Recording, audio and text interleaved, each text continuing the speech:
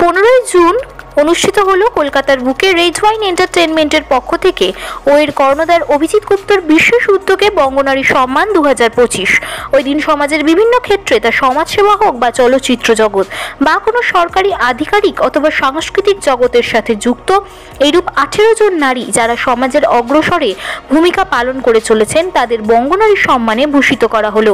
ওই দিন যারা সম্মানিত হলেন তাদের মধ্যে উল্লেখযোগ্য অভিনেত্রী অনামিকা সাহা, অভিনেত্রী চৈতি ঘোষাল, সঙ্গীত শিল্পী Swagata Lakshmi Dasgupta, joint commissioner of revenue department Panchali Haldar, DSP CID Pranati Saha, শিল্পী শাশ্বতী গুহ ঠাকুরতা, বিজয়লক্ষ্মী বর্মন, রায়া ভট্টাচার্য, ইন্দ্রাণী গাঙ্গুলি, মধুমিতা আচার্যা সহ বিশিষ্ট ব্যক্তিবর্গরা।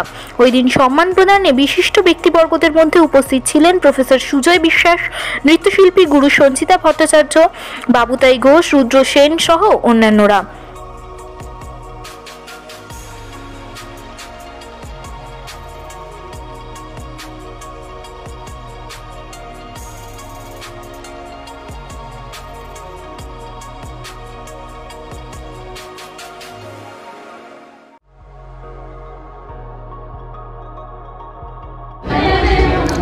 না, এটা নতুন করে কিছু বলার নেই, মানে করছি এবং প্রত্যেকটার পেছনে একটা লেবার যাচ্ছে, অনেক ঘাত প্রতিঘাতও আসছে যেহেতু পরপর করে যাচ্ছি বলে, বাট সেটাও একটা চ্যালেঞ্জের মতন হচ্ছে যে ঘাত প্রতিঘাতগুলো আসছে বলে আরও হয়তো প্রত্যেক বছর ভালো করে সব কটা প্রোগ্রাম করতে পারছি।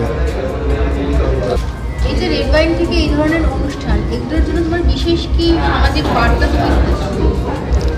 না, সামাজিক বার্তা ঠিক আছে, হ্যাঁ সামাজিক বার্তাও একটা জিনিস থাকে, সেটা হচ্ছে যে আমি বিভিন্ন সেক্টর যেগুলো নিচ্ছি, বঙ্গ নারী, বঙ্গ পুরুষ, ওটিটি সম্মান, বঙ্গ মানে জ্যোতিষ, তো প্রত্যেকটা সেক্টর থেকে অনেক লোকেরা আছে যারা বিভিন্নভাবে কাজ করে যাচ্ছে, তারা লেবার দিচ্ছে, তারা অনেক ভালো ভালো কাজ করছে, তো তাদেরকে নিয়ে এসে যদি তাদেরকে একটা সম্মান দেওয়া যায়, অ্যাওয়ার্ড দেওয়া যায়, তো তারা হয়তো আরও বেশি বুস্ট আপ হবে, তারা আরও বেশি ভালো করে কাজ করবে, এটাই চিন্তাধারা আর কি। এখন এই বছরের তো অনেকগুলো করে এলাম, এখন সবথেকে বড় দুটো সামনেই 10th আগস্ট সায়েন্স সিটিতে Bengali film and television award, যেটা বিএফটিএ, আর ডিসেম্বরের 14th ডিসেম্বর একটা করতে চললাম royal Bengal icon award, that is top 30 leaders in Bengal, মানে যত বিজনেসম্যানরা আছে চারিদিকে, সেখান থেকে আমরা টপ 30 লিডার্সকে বেছে নেব। অভিনয় করলে বেশিরভাগ ছবিতেই আমি এরকম সম্মান পেয়েছি, কিন্তু আমার মন ভরে, আজকে আমার মনটা ভরে গেছে। কেন? বঙ্গ নারী। তো আমার মনের মধ্যে একটাই ছিল, যখন আমি অনেক জায়গায় অসমিয়া ছবি, উড়িয়া ছবি, সব জায়গায় আমি কাজ করেছি, বম্বেতেও আমি কাজ করতে গেছিলাম, অনুসন্ধান বর্ষাত কি এক রাত, এখনো 4খানা দিন আমার আছে, কিন্তু তোমরা কেউ চিনতে পারবে না আমাকে। হ্যাঁ, সে তখন বয়স আমার 18 বছর। তো কী করেছি, তখন আমার গাল এরকম না, রোগা পাতলা, কেউ চিনতে পারবে না। তো আমি সেই ছবি ছেড়ে দিয়ে পালিয়ে এলাম, বললাম আমি বোম্বেতে কাজ করবো না। তো সেটা আজ ঈশ্বর শুনেছিলেন হয়তো, সেই জন্যই এই বঙ্গনারী সম্মান পেয়ে আমি গর্বিত।